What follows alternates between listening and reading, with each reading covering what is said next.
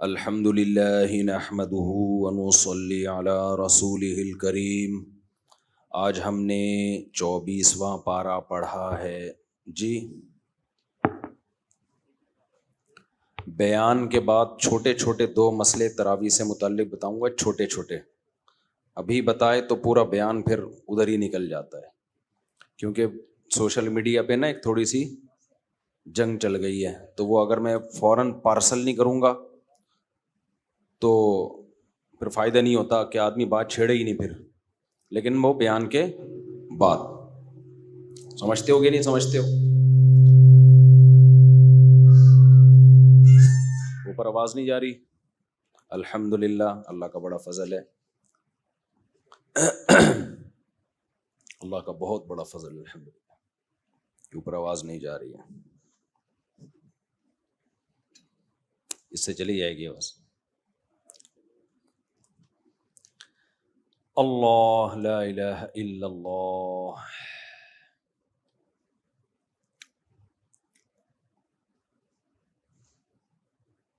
YouTube پہ ایک مسجد میں تراویح آ رہی ہے، اس میں ایک بندہ مائک ہاتھ میں پکڑ کے تکبیر کہہ رہا ہوتا ہے، یہ کہاں سے جائز ہو گیا بھائی؟ ایک پیچھے ایک یوٹیوب پہ کل میں نے کلپ دیکھا، اس میں کوئی صاحب تراویح پڑھا رہے ہیں اور وہ پیچھے بندے نے ہاتھ میں مائک پکڑا ہوا ہے، وہ تکبیر کہہ رہے ہیں اللہ اکبر، پھر ربنا لک الحمد، پوری حرم کی نقل اتاری جا رہی ہے۔ خیر، لیکن بھائی یہ تو نماز میں حرکت کثیر ہے، یہ تو جائز تھوڑی ہے، یہ کیسے؟ نماز میں ہاتھ باندھنا سنت ہے، مائک پکڑنا سنت نہیں ہے، تو کسی کو چاہیے ان کو سمجھائے، ورنہ یہ پبلک میں یہ بھی ایک رواج نیا چل پڑے گا، امام بھی مائک ہاتھ میں لے کے یوں نماز پڑھا رہا ہوگا۔ نماز میں ہاتھ باندھنا ہے تو اس کا مطلب سب نے باندھنا ہے، تو یہ ٹھیک طریقہ نہیں ہے کہ پیچھے ایک بندہ الگ سے مائک ہاتھ میں پکڑ کے تکبیر کے، اول تو تکبیر کہنے کی ضرورت کیا ہے؟ آواز تو سب کو ویسے ہی جا رہی ہوتی ہے۔ حرم میں تو یہ ہوتا ہے نا، لاکھوں لوگ ہیں، مائک خراب ہو گیا تو بہت سارے لوگوں کی نمازیں خراب ہونے کا خطرہ ہے، لیکن حرم کے علاوہ میں اتنا بڑا کراؤڈ تھوڑی ہوتا ہے، تو اگر خدا نخواستہ مائک خراب ہو گیا تو پیچھے لوگ زبان سے تکبیر کہنا شروع کر دیں، تو یہ طریقہ ٹھیک نہیں ہے مائک ہاتھ میں لے کے پیچھے اللہ اکبر پورا، وہ تو چلیں ٹھیک ہے، اچھا ہے، چلو حرم کی نقل ہے، لیکن مائک ہاتھ میں لینا ٹھیک نہیں ہے۔ تو نماز میں جو سنت ہے ہاتھ باندھنا ہے تو ہاتھ باندھے جائیں، اگر نہیں ہے تو ہاتھ چھوڑ دیے جائیں، لیکن کوئی بھی چیز نماز میں اس طرح سے پکڑنا یہ تو حرکت کثیر میں آتا ہے نا۔ اصل میں ان چیزوں پر فوری تنبیہ نہ ہونا تو پھر یہ چیزیں سوسائٹی میں رواج پکڑنا شروع کر دیتی ہیں، تو چیزیں پھیلنا شروع ہو جاتی ہیں۔ اچھا خیر، سورہ ہم نے آج 24واں پارہ پڑھا ہے، 24ویں پارے میں سلیکٹڈ آیات ہیں جو میں انشاءاللہ آج آپ کے سامنے پیش کروں گا۔ اللہ تعالیٰ نے مشرکین کی ایک علامت بتائی ہے، وہ یہ ہے وَإِذَا ذُكِرَ اللَّهُ وَحْدَهُ اشْمَأَزَّتْ قُلُوبُ الَّذِينَ لَا يُؤْمِنُونَ بِالْآخِرَةِ۔ اللہ کہتے ہیں مشرکین کو بھی اللہ سے محبت ہے، وہ بھی اللہ کو مانتے ہیں، لیکن جب اکیلے اللہ کا ذکر کیا جاتا ہے نا کہ صرف اللہ، صرف یا اللہ مدد، اللہ کے سوا کوئی حاجت روا مشکل کشا نہیں ہے، تو تم دیکھو گے ان کا چہرہ بدلنا شروع اور ان کا دل تنگ ہونا شروع، ان کو گھٹن محسوس ہوتی ہے، یار یہ کیا بات کر رہے ہو،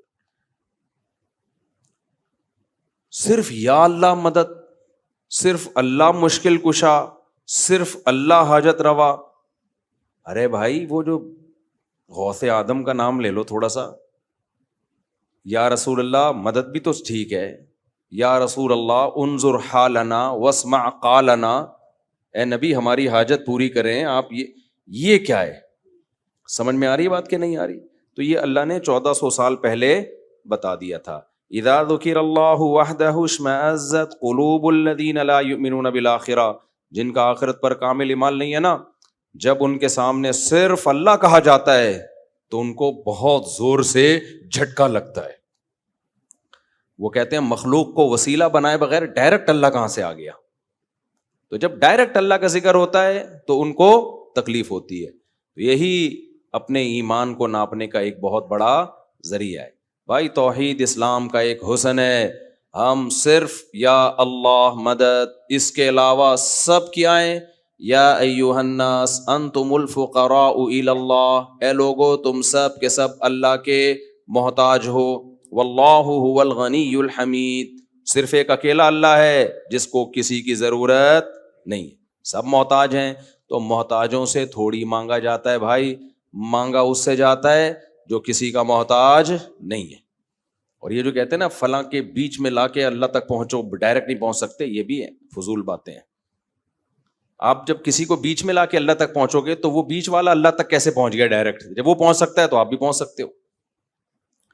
تو نحن اقرب الیہ، وہ بھی تو مخلوق ہے نا اللہ کی، تو نحن اقرب الیہ من حبل الورید، اللہ کہتے ہیں ہم تمہاری شہرک سے بھی زیادہ قریب ہیں۔ اب لوگ ایک آیت پیش کرتے ہیں، یا ایھا الذین آمنوا اتقوا اللہ وابتغوا الیہ الوسیلہ۔ اس امت کا جو سب سے بڑا فتنہ ہے نا، قرآن کی فہم وہ جو اسلاف سے منقول نہیں ہے، اخپل طریقے سے آیتوں کی تفسیر۔ ہر آدمی آیت ایسی تفسیر کر رہا ہوتا ہے اور پھر کہتا ہے میں کسی کو نہیں مانتا، میں جو کہوں گا، میں اندھا مقلد تھوڑی ہوں۔ ارے تو کیا پہلا آدمی ہے جو قرآن سمجھ رہا ہے؟ تجھ سے پہلے لوگوں نے قرآن نہیں سمجھا کیا؟ تو یہ جو آیت ہے نا، یا ایھا الذین آمنوا اتقوا اللہ وابتغوا الیہ الوسیلہ، اے ایمان والو اللہ سے ڈرو اور اللہ تک پہنچنے کا وسیلہ تلاش کرو۔ تو یہ لوگ کہتے ہیں دیکھو اللہ تو خود کہہ رہے ڈائریکٹ نہیں پہنچ سکتے، بیچ میں وسیلہ لانا پڑے گا۔ تو یہاں وسیلے کا جو مفسرین مطلب بیان کرتے ہیں صدیوں سے، وہ کیا ہے؟ وسیلے کا مطلب اللہ کا قرب حاصل کرنے کے لیے کچھ کرنا پڑے گا، تمہیں اعمال کو ذریعہ بنانا پڑے گا۔ جیسے آپ کسی سے محبت کا دعویٰ کرتے ہیں، وہ کہتا ہے بھائی اس کا تمہارے پاس کیا دلیل ہے کہ تم واقعی مجھ سے محبت کرتے ہو؟ تو آپ اپنا عمل پیش کرتے ہیں، عمل کو ذریعہ بناتے ہیں۔ تو یہاں قرآن کہہ رہا ہے اللہ تک پہنچنے کا وسیلہ یعنی عمل، تو عمل کا وسیلہ تو جائز ہے بھائی، بلکہ آگے قرآن کیا کہہ رہا ہے؟ وجاہدوا فی سبیلہ، اللہ کے راستے میں جہاد کرو، تو یہ جہاد ہے وسیلہ۔ سمجھ میں آ رہی بات؟ جیسے ہم اللہ سے دعا مانگتے ہیں، یہ دعا بھی ایک عمل ہے نا اللہ تک پہنچنے کا، تو یہ دعا بھی ایک وسیلہ ہے۔ اب کوئی یہ کہے کہ دعا کو اللہ اور بندے کے درمیان وسیلہ کیوں بنا رہے ہو؟ بھائی یہ وسیلہ اور ہے، اور آپ جس وسیلے کی بات کرتے ہو وہ اور ہے۔ دعا تو ڈائریکٹ آپ کو اللہ تک پہنچا دیتی ہے، اس میں کسی اور چیز کا وسیلہ نہیں ہوتا، اس لیے دعا کو وسیلہ کہا گیا ہے۔ تو اعمال آپ کو ڈائریکٹ اللہ تک پہنچا دیتے ہیں، نماز آپ کو ڈائریکٹ اللہ تک پہنچاتی ہے، جہاد آپ کو ڈائریکٹ اللہ تک پہنچاتا ہے، تہجد آپ کو ڈائریکٹ اللہ تک۔ تو یہ جو قرآن میں ہے نا اللہ کی طرف وسیلہ تلاش کرو، اس سے مراد ہے نیک عمل کرو۔ سمجھتے ہو کہ نہیں سمجھتے؟ آگے چلتے ہیں ہم۔ تو پہلی بات کیا پتہ چلی کہ جس کے مزاج میں شرک ہوگا اس کو صرف اللہ کا نعرہ پسند نہیں ہوگا۔ صرف یا اللہ مدد کہیں لکھا ہوا ہو نا، اس کو ایک دم کہے گا وہابڑا، کیا ہے وہابڑے کہیں کے، یہ تو نبی کا تذکرہ ہی نہیں کرتے۔ اور بھائی کس نے کہا ہم نبی کا تذکرہ نہیں کرتے؟ ہم نبی کا تذکرہ کرتے ہیں اس طرح سے جس طرح نبی نے حکم دیا۔ وہ کیسے حکم دیا؟ یا ایھا الذین آمنوا صلوا علیہ وسلموا تسلیما۔ تو نبی کا تذکرہ کیسے کرنا ہے؟ نبی پر درود بھیج کے، نبی سے مانگ کے تھوڑی کرنا ہے۔ قرآن نے بھی ہمیں بتایا کہ نبی کا تذکرہ کیسے ہوگا، جیسے قرآن کی آیت پڑھی، خود نبی نے بھی بتایا کہ میرا تذکرہ کیسے ہوگا۔ فرمایا جو مجھ پر ایک دفعہ درود بھیجتا ہے اللہ اس پر 10 رحمتیں نازل کرتے ہیں۔ تو اس طرح سے نبی کا تذکرہ ہوگا۔ آپ جس طرح سے تذکرہ کر رہے ہیں کہ نبی کو اللہ کے ساتھ شریک کر دیں مانگنے میں، جیسے اللہ سے مانگنا ایسے نبی سے مانگنا، یہ والا تذکرہ میرے بھائی اللہ کی نظر میں قبول نہیں ہے۔ تو یہ آیت بہت زبردست آیت ہے۔ وَإِذَا ذُكِرَ اللَّهُ وَحْدَهُ اشْمَأَزَّتْ قُلُوبُ الَّذِينَ لَا يُؤْمِنُونَ بِالْآخِرَةِ۔ اللہ کہتے ہیں جن کا آخرت پر ایمان نہیں، اللہ کا خوف ان کے دلوں سے نکل گیا، ان کے سامنے جب اکیلے اللہ کا ذکر کیا جاتا ہے، صرف اللہ یعنی توحید کے ساتھ، تو ان کے دل میں کیا پیدا ہوتی ہے؟ تنگی۔ ایک جگہ قرآن میں آتا ہے یکادون یسطون بالذین یتلون علیہم آیاتنا، ان کا دل کرتا ہے کہ جو آیتیں پڑھ رہا ہے اس پہ حملہ کر کے مار دیں اس کو۔ وہ ایک بدعتی مولوی صاحب تقریر کر رہے تھے، وہ کہہ رہے تھے یہ کیا جانے وہابڑے، ہمارا نام وہابی کی سپرلیٹو کر دیا وہابڑا۔ کہتے ہیں یہ کیا جانے وہابڑے کہ نیاز کی بوٹی میں کتنی طاقت رکھی اللہ نے. یہ وہابڑوں کو کیا پتا, ہم نہیں مانتے نا نیاز ویاز کیا ہوتا ہے بھائی, سیدھا سیدھا صدقہ کرو اللہ کی رضا کے لیے, کسی کو بھی دے دو, چپکے سے دے دو, یہ ہوتا ہے. یہ کیا حلوے مانڈے مارکیٹ میں چل رہے ہیں. تو وہ اب سر لگا کے تقریر کر رہے تھے. میرے والد صاحب یہ قصہ سنایا کرتے تھے. میرے والد صاحب کی طبیعت میں بڑا مزاح تھا, حالانکہ بڑے روبدار آدمی, لیکن جب آپ ان سے گپ شپ لگاتے تو بڑے طبیعت میں مزاح. وہ واقعہ سناتے تھے گھر میں کہ ایک صاحب تقریر کر رہے تھے, ایک مولوی کہتا ہے یہ کیا جانے وہاں بڑے کہ نیاز کی بوٹی میں اللہ نے کتنی طاقت رکھی ہے. کہتے ہیں ایک کوا نیاز کی بوٹی لے کے اڑا اور اس کے منہ سے قبرستان میں وہ بوٹی گر گئی. جب قبرستان میں گری ہے تو جتنے مردے تھے اللہ نے سب کی بخشش کر دی. ابھی نا ایک دن افطاری پہ 4-5 دن پہلے ایک صاحب مجھ سے ملے, بڑے مل رہے تھے, یہ وہ کہنے لگے بھائی میں گرین چینل ہوں, میں آپ کو نہیں مانتا لیکن بار بار آپ کے بیان سنتا ہوں. میں نے کہا چلو یار چینل ویلے چھوڑو, ابھی پکوڑے کھاؤ کیا تم. خیر اچھے عزت سے کہتے ہیں لیکن میں ایک فلاں مولوی کو سنتا تھا تو مجھے بڑا دھچکا لگا ہے. میں نے کہا کس کو؟ انہوں نے کوئی نام بتایا, مناسب نہیں ہے نام کسی کا. کہتے ہیں یار وہ کرامتوں کے واقعات بتاتے تھے, میں سنتا تھا. ایک دن انہوں نے ایسا کہا, میں نے کہا یہ کچھ زیادہ ہو گئی ہے. کہتے ہیں میں نے کہا یہ کچھ زیادہ ہو گئی. میں نے کہا فار ایگزامپل. کہتے ہیں اس کے بعد سے مجھے تھوڑا جھٹکا لگا ہے, لیکن ہیں وہ اسی چینل میں, مطلب ان کا کسی خاص مولوی سے بدگمان ہو گئے وہ. میں نے کہا کیا کہہ رہے ہیں؟ وہ بتا رہے ہیں کہ بھائی غوث اعظم کا دھوبی جب قبر میں گیا تو دھوبی سے فرشتوں نے آ کے سوال پوچھا. اب میں نے تو جو ان کے منہ سے سنا شاید الفاظ آگے پیچھے کر لوں.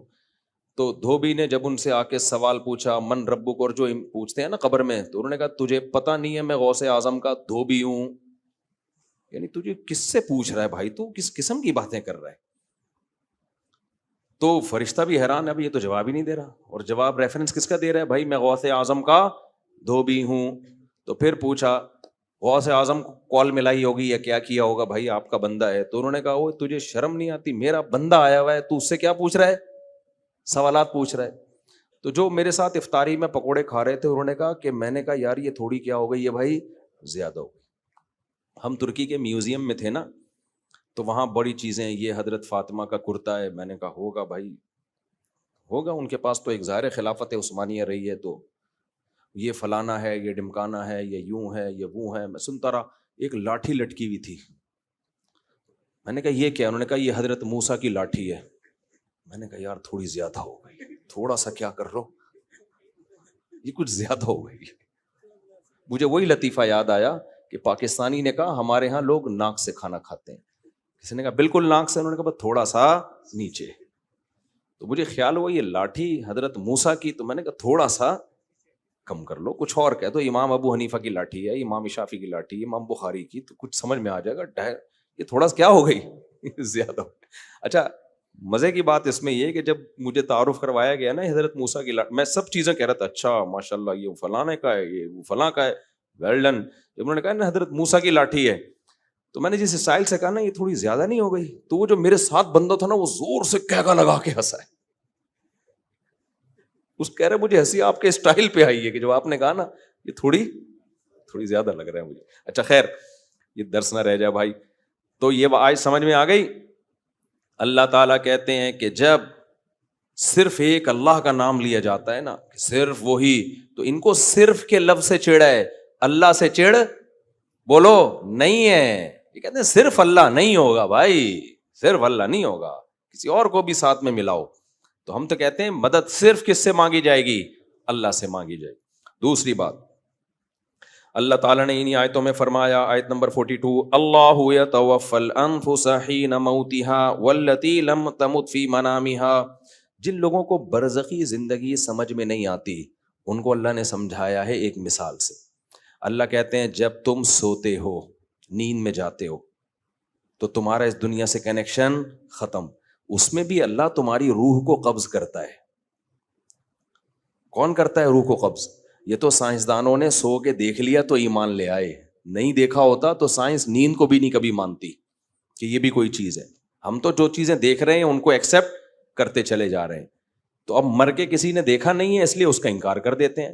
تو اللہ کہتے ہیں جیسے نیند میں تمہاری روح اللہ قبض کر لیتا ہے, تو ایسے ہی سوتے میں بھی تمہاری روح قبض ہوتی ہے، نہ نیند میں فنا ہوتے ہو نہ موت کے بعد فنا ہوتے ہو. سارا کھیل کس کا ہے؟ روح کا کھیل ہے یہ. فَيُمْسِكُ الَّتِي قَضَىٰ عَلَيْهَا الْمَوْتِ، جب نیند میں تمہاری روح اللہ کھینچ لیتا ہے تو جس کو زندہ کرنا ہوتا ہے دوبارہ روح لوٹا دیتا ہے، مڑ جاتے ہیں. جس کو موت دینی ہوتی ہے اس کی روح کو روک لیتا ہے. کتنے لوگ سوتے میں مر جاتے ہیں نا، اس کی روح کو کھینچ لیتا ہے. تو یہ روح ہے، اور روح کو سائنس ایکسپلین نہیں کر سکتی. آپ کو پتا ہے کچھ چیزوں کو ایکسپلین کیا جا ہی نہیں سکتا، وہاں انسان ہتھیار ڈال دیتا ہے.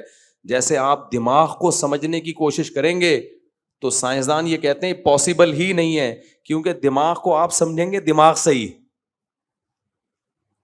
تو اس کے لیے کوئی آپ کے دماغ سے اوپر کا دماغ ہوگا جو آپ کے دماغ کو پڑھے گا، پھر آپ سمجھ پائیں گے. اور اوپر کا دماغ، اوپر سے مراد ہمارے مینٹل لیول سے اوپر کسی کا مینٹل لیول ہوگا تو وہ سمجھے گا، وہ اللہ ہی سمجھ سکتا ہے.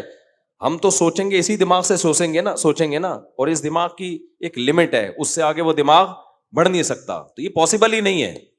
سمجھتا ہو کہ نہیں سمجھتے ہو؟ تو اسی طرح سے روح کا بالکلیہ سمجھنا یہ کسی کے لیے ممکن ہے ہی نہیں. اور روح ہی حیات ہے، لہذا حیات کو حقیقی معنی میں سائنس ایکسپلین کر ہی نہیں سکتی. اللہ نے اس کو 2 لفظوں میں ایکسپلین کر دیا کہ اللہ کی کلمہ کن کی طاقت سے جو انسان میں زندگی پیدا ہوتی ہے اس زندگی کا نام کیا ہے؟ حیات ہے. سمجھتے ہو کہ نہیں سمجھتے ہو؟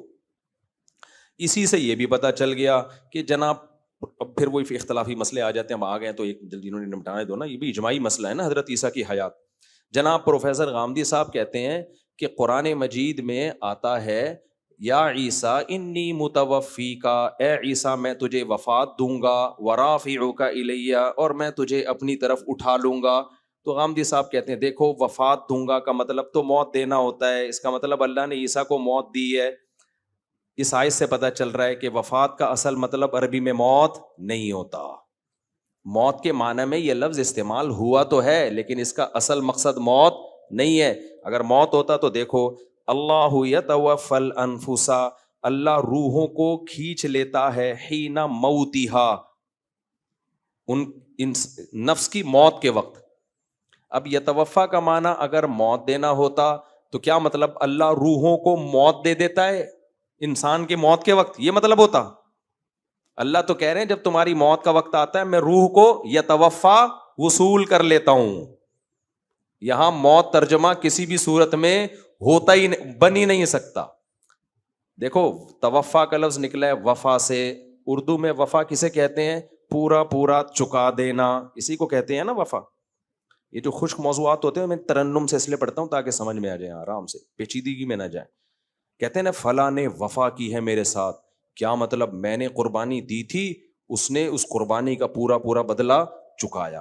وفا پورا پورا کسی کو کوئی چیز دے دینا، اور توفا باب تفعل میں پورا پورا وصول کر لینا. تو توفا کا اصل معنی عربی میں وصول کرنا ہے، موت دینا نہیں ہے. اگر باڈی روح کے ساتھ وصول کر لی تو اس کا مطلب کیا ہے؟ پورا جسم وصول کر لیا. اور اگر صرف روح وصول کی ہے، باڈی چھوڑ دی تو صرف روح وصول کی ہے. سمجھتے ہو؟ یہاں کیا اللہ فرما رہے ہیں؟ اللہ یتوفی الانفس، اللہ روحوں کو کھینچ لیتا ہے، وصول کر لیتا ہے، حین موتہا، اس نفس کی موت کے وقت. تو موت کے وقت اگر اللہ موت دیتا، روح کو موت دیتا تو روح کو موت تھوڑی آتی ہے، پھر وصول کس چیز کو کیا ہے؟ سمجھتے ہو؟ تبھی آگے اللہ کہتے ہیں جس کو موت دینے کا ارادہ ہوتا ہے اس کی روح نہیں لوٹاتا، روک کے رکھ لیتا ہوں اپنے پاس. اور جس کو زندہ کرنا ہوتا ہے، جو روح لی تھی واپس، اس کو باڈی کو واپس کر دیتا ہوں. سمجھ میں آ رہا ہے؟ تو توفا کا اصل مطلب کیا ہوا؟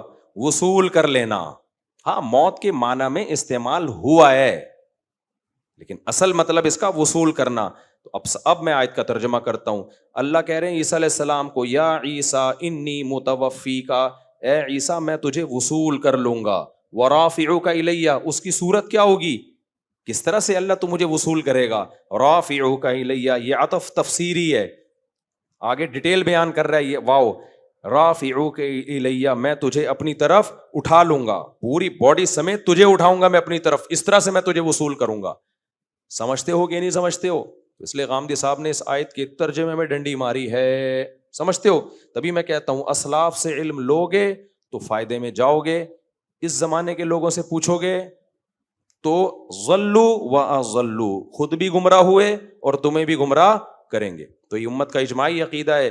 حضرت عیسیٰ علیہ السلام پر موت واقع نہیں ہوئی ہے، اور حضرت عیسیٰ آسمانوں پہ زندہ ہے، اور حدیث میں آتا ہے لا تجتمع امتی علی ضلالہ، میری امت گمراہی پہ جمع نہیں ہو سکتی.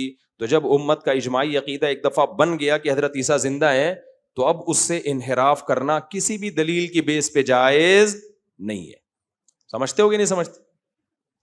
آگے چلتے ہیں ہم. اللہ نے انسان سے ایک شکایت کی ہے، فَإِذَا مَسَّ الْإِنسَانَ ضُرٌّ دَعَانَا. اللہ کہتے ہیں جب انسان کو کوئی ٹینشن ہوتی ہے نا، گڑ گڑاتا ہے ہمارے سامنے. سارے نیک شریف شرفا قسم کے بنے ہوئے ہوتے ہیں. ثُمَّ إِذَا خَوَّلْنَاهُ نِعْمَةً مِنَّا، جب مصیبت دور کر کے ہم اسے خوشیاں دے دیتے ہیں، قَالَ إِنَّمَا أُوتِيتُهُ عَلَىٰ عِلْمٍ عِندِي، ایکچولی میرے پاس ایک نالج ہے، میں نے اس کی ایک تدبیر اختیار کی ہے، اس کی وجہ سے مجھے یہ نعمت ملی ہے. اللہ کہاں بھائی؟ اللہ کا اس میں کیا لینا دینا ہے؟ میں کیوں نماز روزہ شروع کر دوں، داڑھی رکھ لوں، میں عورت ہوں تو پردہ کر لوں؟ ٹینشن تھی. ابے تو پھر اس ٹینشن میں کیوں اتنا پریشان تھا؟ یار اللہ سے دعا مانگو، یار کوئی وظیفہ بتا دو، ہے بھائی؟ بول دیتا یار یہ تو ٹینشن آئی ہے تو مجھے اللہ سے مانگنے کی بالکل بھی ضرورت نہیں ہے. کیا ہوتا ہے دیکھو، بیمار ہوتے ہیں نا تو وظیفے بھی مانگ رہے ہیں، دعائیں بھی مانگ رہے ہیں، جھاڑ پھونک بھی کروا رہے ہیں، یہ بھی کر رہے ہیں، وہ بھی کر رہے ہیں، اور دل میں خیالات بھی آ رہے ہوتے ہیں یار اللہ ٹھیک کر دے تو اب میں نماز پڑھوں گا انشاءاللہ. جب ٹھیک ہو جاتا ہے ایکچولی اصل میں ڈاکٹر صحیح نہیں تھا جس سے میں کائنڈلی پہلے علاج کرا رہا تھا، غلط دوا دے دی تھی، اب صحیح دی ہے. ابھی میں نا بہت عرصے بعد اتنا لمبا بیمار ہوا ہوں رمضان میں نا، ورنہ مجھے ہوتا ہے گلا خراب ہوا 2-4 دن میں ٹھیک. یہ بہت کوئی ڈاکٹر نے بتایا کہ وائرل پھیلا ہوا تھا، وہ اٹیک کیا تھا اس نے. میں حقیقت بتاؤں مایوس سا ہونے لگا تھا کہ میں ٹھیک ہونے والا، اتنا گلا میرا پک گیا تھا نا، اتنی اینٹی بایوٹک کوئی اثر نہیں. لیکن دن کے بعد تھڑاک سے وہ سارا علامتیں، گلا تو بیٹھا ہوا ہے، وہ تو ویسے ہی بیٹھا ہوا ہے نا، رمضان میں ویسے ہی گلا بیٹھا ہی رہتا ہے میرا. تو مجھے خیال ہوا دیکھو انسان مایوس ہو جاتا ہے. میں تو وصیتیں کرنے لگا تھا کہ بھائی اگر میں چلا گیا ہسپتال میں تو یہ وغیرہ وغیرہ نا. تو ٹھیک ہونے پر آتا ہے ایسے بھول جاتا ہے اور پھر ڈاکٹروں کے کھاتے میں ڈال دیتا ہے. ایکچولی اصل میں میڈیسن تھوڑی چینج کی، حالانکہ میڈیسن چینج کر کے بھی ٹھیک نہیں ہو رہے تھے، بغیر چینج کے بھی ٹھیک نہیں ہو رہے تھے. تو میں نہیں کہہ رہا کہ ڈاکٹر کا اس میں دخل نہیں ہوتا بھائی، ڈاکٹر کی دوا اگر آپ کو لگتی ہے تو اس میں بھی کس کے ارادے کا دخل ہوتا ہے؟ اللہ کے ارادے کا. کتنے لوگ ہیں اچھے بھلے تھے، ڈاکٹر کے پاس علاج کے لیے گئے، ٹیکا لگا کے بندہ ہی مار دیا ڈاکٹر نے. پھر ڈاکٹر آرام سے کہہ دیتے ایکچولی سائڈ افیکٹ. ایکچولی اصل میں تو وہ 100 میں 1 کو سائڈ افیکٹ ہو جاتا ہے، اس کا ری ایکشن ہوتا ہے، تو یہ اس کا یہ انجیکشن نے ری ایکٹ کر دیا اصل میں. بھائی کچھ بھی کیا، موت زندگی کس کے ہاتھ میں ہے؟ اللہ کے. تبھی تو ابراہیم علیہ السلام نے فرمایا وَإِذَا مَرِضْتُ فَهُوَ يَشْفِينِ، میں جب بیمار ہوتا ہوں تو مجھے شفا کون دیتا ہے؟ اللہ. تو بھائی ہم ملحد نہیں ہیں، ہم مادہ پرست نہیں ہیں کہ ہر چیز اسباب کے کھاتے میں ڈال دیں. ہم کس پر ایمان رکھتے ہیں؟ اللہ پر. اسباب میں جان ڈالنا بھی اللہ کا کام، اسباب سے جان نکالنا بھی کس کا کام؟ اللہ کا کام. تو اللہ کہتے ہیں انسانوں میں بہت سے ایسے ہیں ٹینشنوں میں آتے ہیں، او ہو بھائی اللہ اللہ ہی لگا ہوا ہے. جب ٹھیک ہو گئے تو پھر یہ پہلے تو دعا مانگ رہے ہوتے ہیں اللہ نے کی، اللہ اللہ تو ٹھیک کر دے، اللہ تو ٹھیک کر دے. جب ٹھیک ہو گیا تو پھر یہ نہیں کہہ رہے اللہ نے ٹھیک کیا، کہہ رہے ہیں وہ اصل میں نے وہ دماغ اپنا استعمال کیا. تیرے بھائی کے پاس دماغ تو تجھے پتا ہے بہترین دماغ، تیرے بھائی کے پاس تجھے پتا ہے دماغ کیا ہے؟ بہترین دماغ ہے، اور پھر قابلیت بھی ہے. جیسے غربت میں جب غریب تھے تو پیسہ نہیں تھا، رو رہے تھے، دعائیں مانگ رہے تھے، پیسہ آ گیا. مائنڈ ہے یار، مائنڈ ہے. یہ جو لوگ غریب ہیں نا یہ اپنی نااہلی سے غریب ہیں. ان لوگوں کے پاس میرے جیسا دماغ ہوتا، میرے جیسی صلاحیت ہوتی، نوٹ چھاپنے کی مشینیں بنتے. یہ کمبختوں کو پیسہ کمانا آتا ہی نہیں ہے، پوچھتے بھی نہیں ہے، مجھ سے مشورہ بھی نہیں لیتے. ابے جب تیرے پاس پیسہ نہیں تھا، غریب تھا، تو اللہ کے سامنے کیوں رو رہا تھا؟ پھر آ کے کہہ دیتا اے اللہ اللہ سے کچھ نہیں ہوتا, میرے پاس مائنڈ ہے, میں غریب ہوں, دوبارہ کیا بن جاؤں گا, دولت مند, تو پہلے مایوس ہو جاتا ہے. تو اللہ نے ہمیں بتایا کہ ٹینشن میں مایوس مت ہونا, جب ٹینشن ہے وہ بھی اللہ نے دی, ٹینشن دور بھی کون کرے گا, اللہ کرے گا. تو پریشانیوں میں مایوس نہیں ہونا, خوشیوں میں اترانا نہیں ہے. سمجھتے ہو, یہ اس آیت کا حاصل ہے. آگے چلتے ہیں ہم, یہ بڑی زبردست آیت ہے آگے. قل یا عبادی الذین اسرفوا علی انفسہم لا تقنطوا من رحمت اللہ. اللہ نے کہا دیکھو میرے کچھ بندے ایسے ہیں جن کی زندگی گناہوں میں نہیں بلکہ کبائر میں گزری ہوگی, بڑے بڑے گناہوں میں. زندگی کے کسی موڑ پر ان کو خیال آئے گا کہ ایک دن موت بھی ہے, ہم نے اللہ کو منہ بھی دکھانا ہے, اب ہم توبہ کر کے نیک بنتے ہیں. شیطان کہے گا کہ اتنی 100 چوہے کھا کے بلی چلی حج کو, اتنے لوگ تم نے مار دیے, اتنی شرابیں پی لی, یہ کر لیا وہ کر لیا, اب کہاں سے توبہ قبول ہوگی. تو اللہ نے قرآن کی آیتوں کا حصہ بنا دیا اپنے اس کلام کو کہ اے نبی ان سے کہہ دیجئے اسرفوا علی انفسہم, جنہوں نے اپنے نفس پر زیادتی کی ہے, تھوڑے بہت گناہ نہیں کیے, بہت زیادہ گناہ کیے ہیں.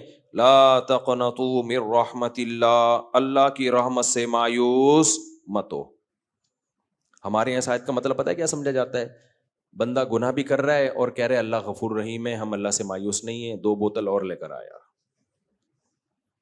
لے آ یار ڈھکن کھول جلدی سے, اللہ بخشنے والا ہے. رمضان کے روزے نہیں رکھ رہے, کوئی بات نہیں یار, اللہ کیا ہے, بولو بخشنے والا ہے. یہ مطلب نہیں ہے میرے بھائی. اللہ جب کہتے ہیں نا میری رحمت سے مایوس مت ہو, مطلب یہ کہ توبہ کرنا کا اگر ارادہ ہے کر لو, معاف کر دوں گا. یہ مطلب نہیں ہے کہ توبہ کیے بغیر ہی معاف کر دوں گا. تبھی اللہ کہتے ہیں جن لوگوں نے گناہ کر کر کے اپنے نفس پہ ظلم کر لیا ہے, اللہ کہتے ہیں لا تقنطوا من رحمت اللہ, اللہ کی رحمت سے مایوس مت ہو. کیا مطلب, آگے اللہ کہہ رہے ہیں وَأَنِيبُوا إِلَىٰ رَبِّكُمْ, اپنے رب کی طرف رجوع کرو, اب آ جاؤ اللہ کی طرف. وَأَسْلِمُوا لَهُ, اپنے آپ کو مکمل اللہ کے سپرد کر دو. مِن قَبْلِ أَن يَأْتِيَكُمُ الْعَذَابُ, اس سے پہلے کہ تم پر عذاب آئے. ثُمَّ لَا تُنصَرُونَ, پھر تمہاری مدد نہیں ہوگی. یہ ذہن میں رکھنا. ابھی تمہیں خیال آ گیا نا توبہ کا, معاف کر دے گا اللہ, لیکن ایک ٹائم ایسا آئے گا معافی کا دروازہ بند. وہ کون سا ٹائم ہے, موت. حدیث میں آتا ہے اللہ اپنے بندے کی توبہ اس وقت تک قبول کرتے ہیں جب تک موت کا جھٹکا, غرغرہ جسے کہتے ہیں نا, سانس اکھڑنا شروع ہو گیا موت کے وقت, جب تک وہ نہیں لگتا اس سے پہلے پہلے توبہ کا دروازہ کھلا ہوا ہے. آگے اللہ فرماتے ہیں وَاتَّبِعُوا أَحْسَنَ مَا أُنزِلَ إِلَيْكُم مِّن رَّبِّكُم, اللہ نے جو تم پہ خوبصورت کلام نازل کیا ہے اس کو فالو کرنا شروع کر دو. سمجھ میں آ رہا ہے توبہ کسے کہتے ہیں؟ اللہ کی رحمت سے مایوس نہ ہونے کا کیا مطلب ہے؟ اللہ کہتے ہیں چلو اب آ جاؤ, اب اس قرآن کو فالو کرنا شروع کر دو. ہماری خواتین پردہ نہیں کر رہی, اللہ غفور الرحیم ہے. اللہ کہتے ہیں میں غفور الرحیم ہوں, توبہ کرو, اور آج کے بعد اس قرآن کو فالو کرنا شروع کر دو. قرآن میں اللہ نے عورت کو پردے کا حکم دیا کہ نہیں دیا؟ اللہ کہتے ہیں چلو آج سے کر لو, پچھلا سارا کیا کر دوں گا, معاف. ہم ایسے ڈھیٹ ہیں, معافی بھی مانگ رہے ہیں اور اپنی غلطیوں کو چھوڑنے کے لیے بھی تیار نہیں ہے. اس پر اکثر میں ایک واقعہ سناتا ہوں. واقعہ کوئی مستند نہیں ہے, بعض واقعے غیر مستند ہوتے ہیں, لیکن ان سے جو سبق ملتا ہے وہ کیا ہوتا ہے, وہ بڑا زبردست سبق ہوتا ہے. تو وہ چیز جھوٹ کے زمرے میں نہیں آتی ہے. کہتے ہیں حضرت موسیٰ علیہ السلام کے پاس شیطان آیا اور کہنے لگا آپ اللہ سے ہم کلام ہوتے ہو, اللہ سے پوچھنا کہ میں نے آدم کو سجدے سے انکار کیا تھا. اللہ کہتا ہے کہ جتنا بھی بڑا گناہ ہو توبہ سے معاف ہو جاتا ہے. تو اللہ سے پوچھ کے آئیں کہ میں آج توبہ کے لیے تیار ہوں, کیا میرا گناہ معاف ہو جائے گا؟ بھائی میں تیار ہوں توبہ کے لیے, کیا میرا گناہ معاف ہو جائے گا؟ اتنے لوگوں کو جہنم میں پھینکوا دیا تھا اس نے, کتنے کو اب تک پھینکوا چکا ہے نا جہنم میں. موسیٰ علیہ السلام کے دور تک بھی بہت سارے لوگوں کو پھینکوا دیا تھا. اب آ رہا ہے پوچھنے کے لیے کہ بھائی میں اگر توبہ کروں معاف ہو جائے گا؟ حضرت موسیٰ نے اللہ سے پوچھا اے اللہ شیطان توبہ کرے گا تو کیا معاف, توبہ کرے گا تو معاف ہو جائے گا اس کا گناہ؟ اللہ نے کہا میرا توبہ کے بارے میں قانون سب کے لیے, جو بھی توبہ کرے گا اس کا گناہ معاف ہو جائے گا. یہاں تک میں اور آپ ہم اور شیطان متفق ہیں, ہم بھی یہی کہتے ہیں کہ بھائی اللہ سارے گناہوں کو معاف کر دے گا اگر ہم توبہ کریں. آگے طریقے میں وہی کام ہم کر رہے ہیں جو شیطان نے کیا تھا. جب موسیٰ علیہ السلام نے شیطان کو آ کے بتایا کہ بھائی اللہ کہہ رہے ہیں تو بھی توبہ کرے گا تیرا گناہ بھی کیا ہو جائے گا, معاف. شیطان بڑا خوش ہو گیا, لے بھائی اتنے بندوں کو جہنم میں پھکوا دیا میں نے, اور اتنے شتونگڑے پیدا کر لیے. شیطان تو 4 کیا 8 شادیاں کرتا ہے, پیدا ہی کرتا چلا جا رہا ہے شتونگڑے. اس لیے میں کہہ رہا ہوں کہ شیطان کی اسپیڈ سے تو اپنی اسپیڈ بڑھاؤ کم از کم, تاکہ توحید پرست پیدا ہوں, ورنہ شتونگڑے زیادہ پیدا ہو رہے ہیں. انسان کے بچے توحید پرست. ہم غیر مسلموں کو تھوڑی ترغیب دے رہے ہیں کہ زیادہ اولاد بڑھاؤ, ہم تو مسلمانوں کو ترغیب دے رہے ہیں تاکہ دنیا میں توحید پرست لوگ زیادہ تعداد میں آ جائیں. اچھا خیر, یہ پھر شیطان بیچ میں کچھ اس نے کچھ آیا تھا, اس سلسلے میں حاضر ہوا تھا تاکہ موضوع کو کیا کرے, وہ چینج کرے. لیکن شیطان اس سے بہت ناراض ہوتا ہے جب میں 4 شادیوں کی بات کرتا ہوں, یہ ذہن میں رکھوں.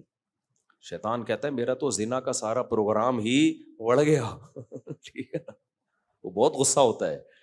اچھا خیر, تو موسیٰ علیہ السلام نے شیطان سے کہا کہ اللہ کہہ رہے ہیں تیری توبہ قبول ہو جائے. شیطان بڑا خوش ہو گیا, لے بھائی اتنے بندے بھی پھکوا دیے اور توبہ کروں گا, توبہ بھی کیا 27ویں رات کو اٹھ کے روؤں گا ختم قرآن کے موقع پر, اگلا پچھلا سب معاف.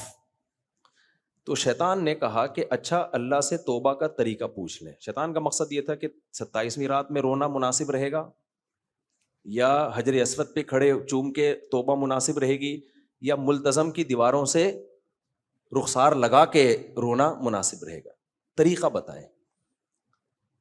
جیسے ہم بھی یہی سمجھتے ہیں نا کہ بھائی ملتزم سے لگ کے رو لیے سب اگلا پچھلا معاف, 27ویں رات میں کلابازیاں کھا لیں سب اگلا پچھلا معاف. تو شیطان کے بارے میں بھی, شیطان کو بھی کسی شیطان نے یہ سمجھایا ہوا تھا, اس سے بڑے شیطان نے.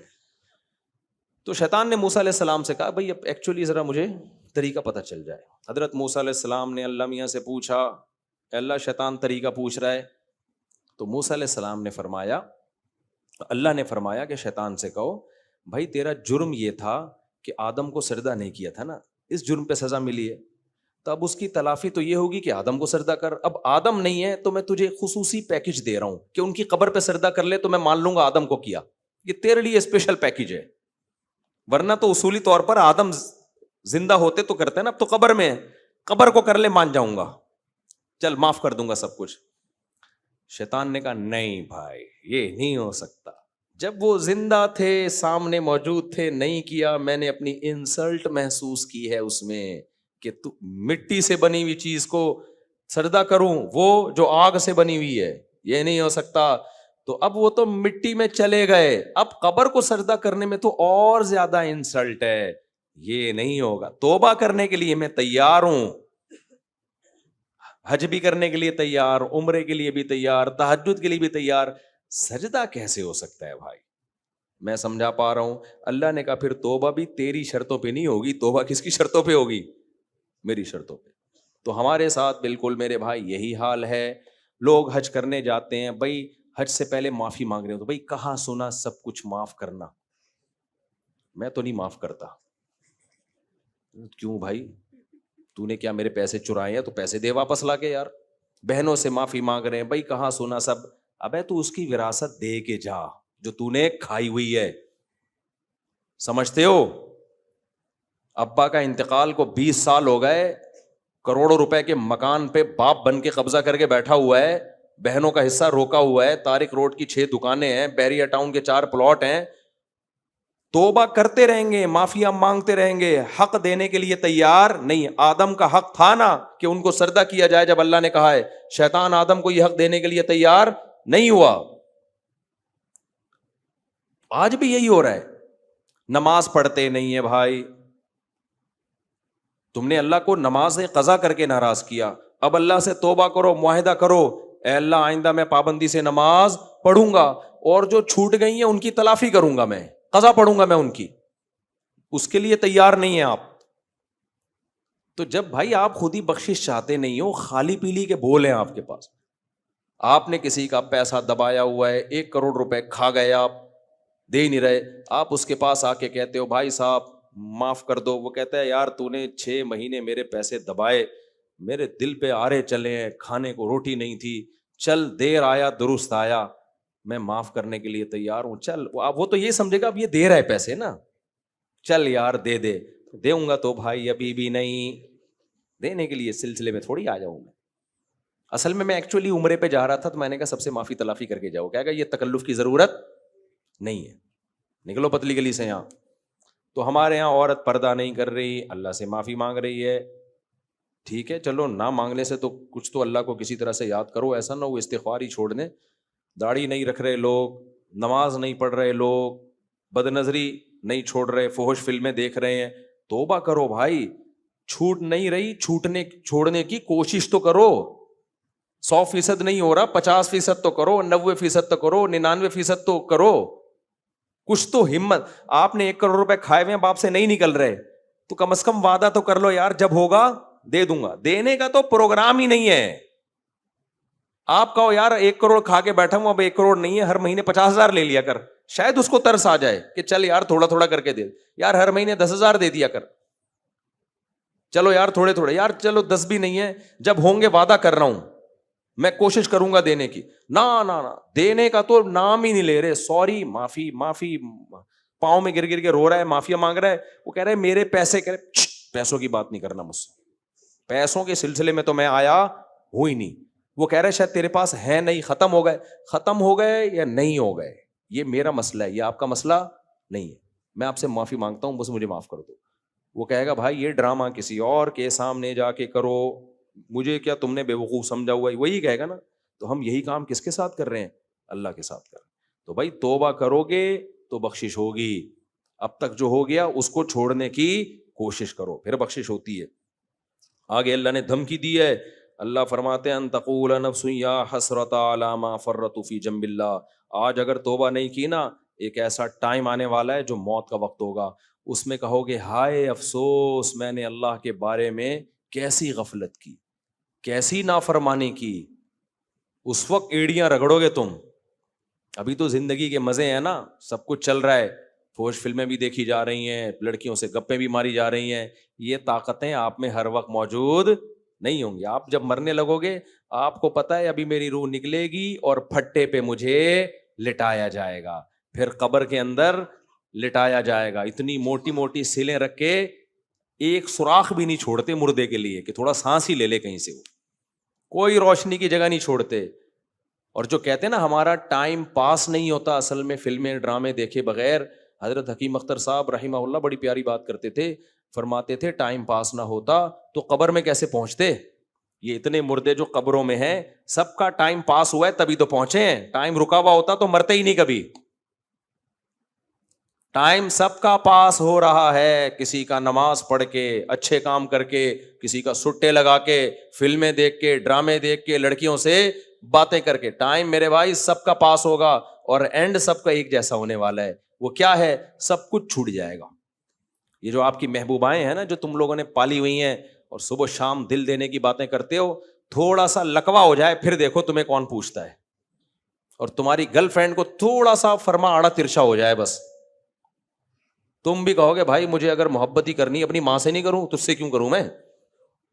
جب ٹیڑھی ہو گئی نا, تھوڑی سی لکوا ہو گیا آپ کی گرل فرینڈ کو, تھوڑا سا فرما ٹیڑھا ہو گیا, جیسے ہی آپ ملو گے آپ بولو گے واٹس گوئنگ آن, کیا ہو رہا ہے, واٹس ہیپننگ.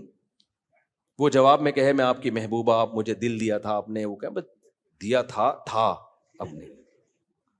وہ کہ آپ محبت کریں تو آپ جواب میں پتہ کیا ہوگا, ماں سے نہیں کر لوں جس نے مجھے گود میں پالا ہے, میری نجاستیں صاف کی اس نے راتوں کو اٹھ کے, میرے لیے اتنی قربانیاں دی, اس سے نہیں کر لوں. کرنی ہے تو بھائی اس سے کروں گا میں. تو یہ ہے یہ دنیا کی بولو محبت, جس کو کہہ رہے ہیں دل دے دوں گا اور اس کے لیے خودکشیاں. ماں کی محبت میں نے کوئی کھمبے سے لٹکتا ہوا نہیں دیکھا. گرل فرینڈ میں لٹک رہے ہیں, نہیں ملی تو لٹک گیا وہاں جا کے, وہاں لٹک گیا, وہاں لالے سے دریافت ہوا اور پھر فخر بھی کر رہا ہوتا ہے, جہنم میں جائے گا. اللہ کہے گا مرنا تو ویسے ہی حرام ہے خودکشی, لیکن ماں پہ ملک پہ جان دے دیتا, باپ پہ جان دیتا, ماں پہ جان دیتا. تو اس لیے میرے بھائی جو جتنی محبت ہے نا اس کو اتنا ہی رکھو. یہ اللہ نے سیکس کی ایک انسان میں وہ رکھی ہے تاکہ نسل بڑھے, نکاح ہو اور آگے نسل بڑھے. اس سے زیادہ اس کو لفٹ کرانے کی ضرورت نہیں. اور میاں بیوی میں تو پھر بھی پاکیزہ محبت بھی ہوتی ہے. جب یہی شادی میں تبدیل ہوتی ہے محبت مارکیٹ سے شارٹ. ٹھیک ہے, تبھی تو طلاقیں ہوتی ہیں. گرل فرینڈ بوائے فرینڈ والے نکاح اکثر ناکام ہوتے ہیں, کیونکہ پہلے جو جذبات ہوتے ہیں شادی کے بعد وہ رہتے نہیں. شادی کے بعد ذمہ داریاں آ جاتی ہیں, ذمہ داریاں پوری کرتے ہوئے آدمی بھی ڈرتا ہے, بیگم بھی ڈرتی ہے. بیگم کہہ رہی پہلے بوائے فرینڈ تھا, ساس نند کا کوئی چکر ہی نہیں تھا. قائد اعظم کے مزار پہ فاتحہ کے بہانے جاتے تھے, ملاقات کر کے آتے تھے, محبت کی باتیں ہوتی تھی اور جو ہے نا وہ انجوائے کر رہے تھے. اب عورت کہتی ہے اب تو اس کی ماں کی خدمت کرو, اس کی بہنوں کے تانے سنو, اس کے کپڑے استری کرو, ناشتہ بنا کے دو, وغیرہ وغیرہ. بیسیوں پہ بچہ پیدا کرو, اس کے لیے اتنی ٹینشن.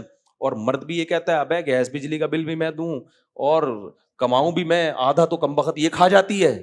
پہلے تو میں دوستوں میں بھی اڑاتا تھا, اب تو سارا یہ کھا جاتی ہے. فوراً دونوں کس کی طرف جاتے ہیں؟ ڈیورس کی طرف.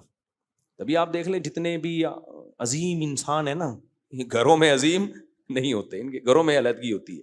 ایک انگریز کے نا پچھلے سال ایک کلپ دیکھا, وہ بڑا براڈ مائنڈیڈ بننے کی کوشش, ایفیشنسی زیادہ جھاڑتے ہیں نا لوگ تو بدنام بہت ہوتے ہیں.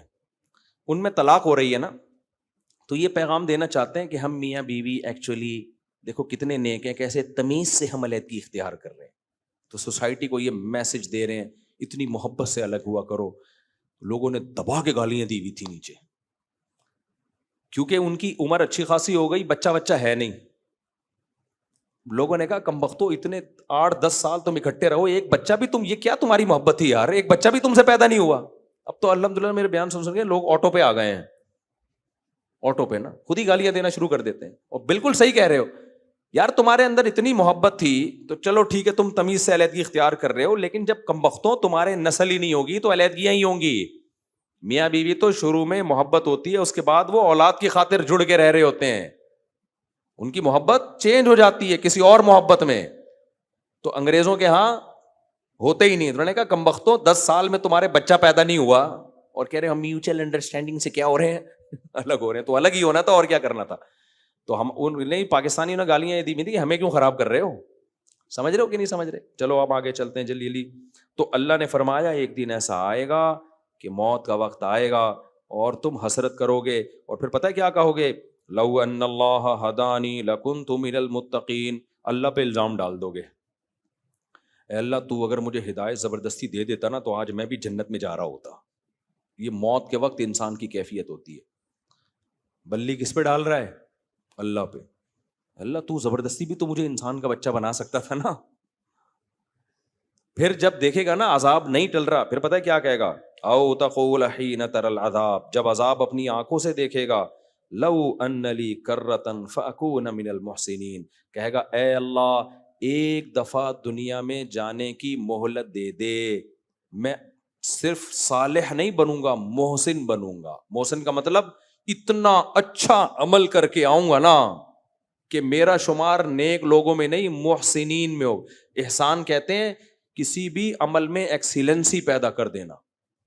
جب میں آؤں گا نا, یعنی اللہ سے کہے گا دوبارہ دنیا میں بھیج دے, مجھے مہلت دے دے, میں اتنا اچھا عمل کروں گا نا کہ تو یہ نہیں کہے گا گڈ, تو کہے گا ایکسیلنٹ. ایک دفعہ مہلت دے دے. یہ کیفیت انسان کی ہوگی کب؟ موت کے وقت. لیکن اللہ فرماتے ہیں بلا قد جاءت کا آیاتی, اللہ کہتے ہیں کیوں نہیں بھائی, مہلتیں بڑی ملی ہیں تجھے, میرے پاس تیرے پاس میری نشانیاں آئیں. میں زمین سے نباتات کو پھاڑ کے تناور درخت بناتا رہا, بیج اور دانے گھٹلی کو پھاڑ کر آسمان سے بارشیں برساتا رہا. تو پیدا ہوا, پیدا ہوتے ہی تیری ماں کی چھاتیوں میں نے دودھ پیدا کر دیا. سوکھا چارہ تو جانوروں کو کھلاتا تھا, اس سے چکنا گاڑا دودھ نکلتا ہوا دیکھ رہا تھا. میری قدرت کے سارے کمالات دیکھے. تو نے موسیٰ کے واقعے بھی پڑھے, تو نے عیسیٰ کے واقعے بھی پڑھے, تو نے سلیمان اور داؤد کے واقعات بھی پڑھے, تو نے محمد صلی اللہ علیہ وسلم کی سیرت بھی پڑھی. اولم نعمرکم ما یتذکر فیہ من تذکر وجاءکم النذیر. اللہ کہیں گے کیا میں نے تجھے اتنی عمر نہیں دی تھی کہ تجھے نصیحت حاصل ہو جاتی؟ ٹائم شارٹ تھا تیرے پاس, کیا سوچنے کا موقع ہی نہیں ملا. اس لیے یہ عذر اللہ کے ہاں نہیں چلے گا. اس لیے میرے بھائی موت سے پہلے انسان کے بچہ بن جائے نا, اس میں فائدہ ہے. اور موت کا کوئی پتہ نہیں ہے. بعض دفعہ شیطان کہتا ہے چلو ابھی تو ہم جوان ہیں, تھوڑا اس کو کیا کرتے ہیں ہم ڈیلے کر دیں. موت کا پتہ نہیں ہے. اور ایک بات یاد رکھو, جب آپ گناہوں سے بچتے ہو نا, صرف آخرت میں فائدہ نہیں ہوتا, دنیا میں نقد انعام ملتا ہے. خوش زندگی صرف ان لوگوں کی ہوتی ہے جو برائیوں سے بچتے ہیں, اور جو برائیاں کرتے ہیں نا ان کی خوشی کی مثال پتہ ہے کیسی ہے؟ جیسے چرسی اور ہیروئنچیوں کو خوشی ہوتی ہے نشہ کرتے ہوئے, تھوڑی دیر کی خوشی ہے جب تک سٹا لگا رہے ہیں, اس کے بعد جتنے ڈپریشن میں چرسی اور ہیروئنچی ہوتے ہیں نا. کل ہمارے ایک دوست نے آئس والوں کا قصہ سنایا, ماں باپ نے اپنے بچے کو کمانے کے لیے دبئی بھیجا, وہ عیاشیوں میں لگ کے آئس پینے لگا. اب مجھے نہیں پتا ایسے پیتے ہیں آئس, کوئی آئس والا مذاق نہ اڑائے, بس کو یوں نہیں پیتا, مجھے کیا پتا کیسے پیتے ہیں, میں نے تو کبھی دیکھا, اللہ نہ ہی دکھائے تو اچھا ہے. بہرحال جس طرح بھی ناک کے ذریعے دماغ میں ڈال رہے ہیں یا پھیپڑوں میں ڈال رہے ہیں یا سٹا لگا رہے ہیں, واللہ عالم. وہ بچہ کس میں لگ گیا؟ آئس میں. ماں باپ کے لیے ایک عذاب جان بنا ہوا ہے وہ. جب اس کو نشہ نہیں ملتا, توے اٹھا اٹھا کے مارتا ہے گھر میں کسی کا سر پھاڑ دیا, ماں سے بدتمیزی کر رہا ہے, ماں سے لڑ رہا ہے. جب پیسے ختم ہو گئے تو اب گھر کی چیزیں اٹھا اٹھا کے بیچ رہا ہے, ماں پریشان ہے. مولانا شریف تھانوی رحمۃ اللہ فرمایا کرتے تھے, نافرمان اولاد نا انگلی کی طرح ہے جس میں تکلیف دے انگلی, نہ آپ کاٹ سکتے ہو اور نہ آپ رکھ سکتے ہو. کیا کریں اس اولاد کے ساتھ؟ گھر کا سارا سامان بیچ دیا, فائلیں اٹھا کے گھر کی رکھ کر آ گیا, گروی پیسے چاہیے ہم, لیکن اس سے نشہ نہیں چھوٹ رہا. صاف کہہ رہا ہے بھائی میں کیسے چھوڑوں اس کو. تو لوگ کیا کرتے ہیں, بے وقوف آدمی دیکھے گا جب آئس پی رہا ہے نا تو دیکھیں گے یار کتنا سکون میں ہے یار, اصل عیاشی تو کس کی ہے؟ ان لوگوں کی ہے. ابے اصل عیاشی ان کی ہوتی تو یہ ایسی ڈپریشن میں نہ خود جاتے نہ توے سے لوگوں کا سر پھاڑتے. تو جتنے گناہ ہیں, زنا کا نشہ, آپ کیا سمجھتے ہو زنا کرنے والا عیاشی کرتا ہے؟ اپنی عیاشیوں کو آگ لگا دیتا ہے زنا کرنے والا, کیونکہ اس کو جو ٹھڑک پیدا ہو چکی ہوتی ہے نا, اس کو اگر ہر دوسرے دن کوئی طوائف نہ ملے اس کا دماغ خراب ہوتا ہے, وہ پاگل ہوتا ہے. شادی والا آدمی اپنی بیویوں میں مطمئن, اس کو یہ ٹھڑک نہیں ہوتی, وہ بے سکونی کی طرف جاتا نہیں ہے. جیسے جو آدمی شہد کھاتا ہے, دودھ پیتا ہے, کیا اس میں ٹھڑک پیدا ہو جاتی ہے؟ جس دن شہد نہ ملے بے ہوش ہو رہا ہے وہ. بھائی جس دن شہد نہیں ملے گا کھجور کھا لے گا, کیا خیال ہے؟ کھجور نہیں ملے گی گڑ کھا لے گا, گڑ نہیں ملے گا لڈو کھا لے گا, لڈو نہیں ملے گا ایک دن صبر کر لے گا, چلو یار کل کھا لیں گے ہم. لیکن جو نشے کے عادی ہوتے ہیں وہ پاگل ہو جاتے ہیں, ڈپریشن میں جاتے ہیں. تو گناہ ایک نشہ ہے, یہ نیچرل, یہ لذت حاصل کرنے کا نیچرل طریقہ نہیں ہے. دودھ نیچرل ہے, شراب نیچرل نہیں ہے. دودھ پینے والے کو دودھ نہ ملے ڈپریشن میں نہیں جائے گا, شراب پینے والے کو شراب نہ ملے پاگل ہو جائے گا. وہ بندوقیں نکال کے بندے مارنا شروع کر دے گا. جو جرمنی میں مارا ہے نا, شرابی نے گھس کے بندہ ہی مار دیا.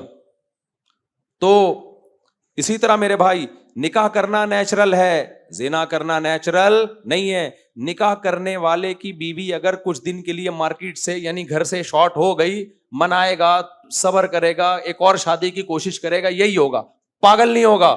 زنا کرنے والے کو جب اس کے دماغ میں اس کے شہوت چڑھتی ہے نا, اس کو عورت نہ ملے وہ پاگل ہونا شروع ہو جائے گا. سمجھ میں آ رہی ہے بات کہ نہیں آ رہی ہے؟ وہ ان کی زندگی کے مزے کرکرے ہونا شروع ہو جاتے ہیں. یار ہماری زندگی کی رنگینیاں کیا ہو گئی, ختم. تبھی تو بڈھے ہو کے یہ لوگ خودکشیوں کی طرف جاتے ہیں. ہمارا بوڑھا خودکشی کی طرف نہیں جاتا. ہمارا بوڑھے جتنے نیک اعمال ہونا, عمر زیادہ ہوتی ہے, ان کی زندگی میں سکون اتنا ہی زیادہ آنا شروع ہوتا ہے. کیسا وقار ہوتا ہے ہمارے جو نمازی بوڑھے ہیں ان کے چہروں پہ. انگریزوں بوڑھوں کے چہروں پہ یہ وقار تھوڑی ہوتا ہے, ڈپریشن میں ہوتے ہیں, ٹینشن میں ہوتے ہیں. اللہ اللہ کرنے کی تو کبھی زندگی میں عادت پڑی نہیں ہوتی. تو اب مخلوق سر پہ سوار ہوتی ہے, مخلوق لفٹ کرانے کے لیے تیار ہوتی نہیں ہے.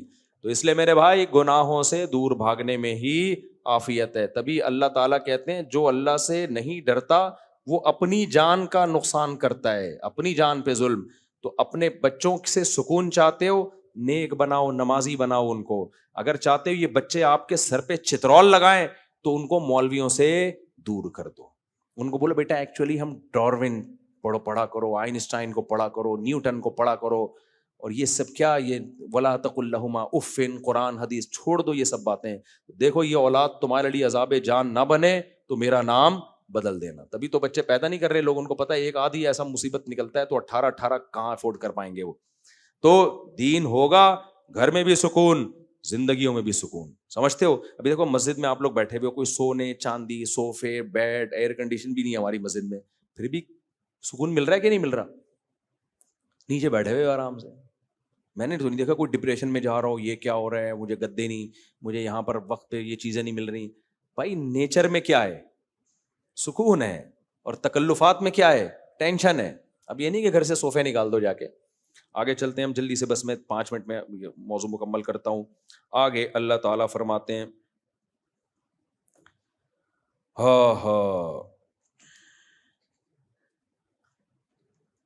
وسیق الذین کفروا الی جہنم زمرا.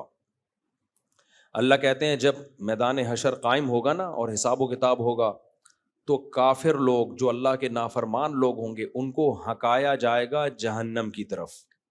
کیا منظر ہوگا آپ دیکھو, کہیں آگ جل رہی ہو اور آپ کو اس طرف لے جایا جا رہا ہو دھکیل کے, تو کیا حالت ہوگی. اللہ کہتے ہیں حتی اذا جاؤہا, جب وہ اس جہنم کے گڑھے کے قریب آئیں گے, فتحت ابوابہا, جہنم کے دروازے کھول دیے جائیں گے, قال لہم خزنتہا, تو جہنم کے جو داروغہ ہوں گے نا, پہرے دار, ان کو وہ بھی حیران ہوں گے.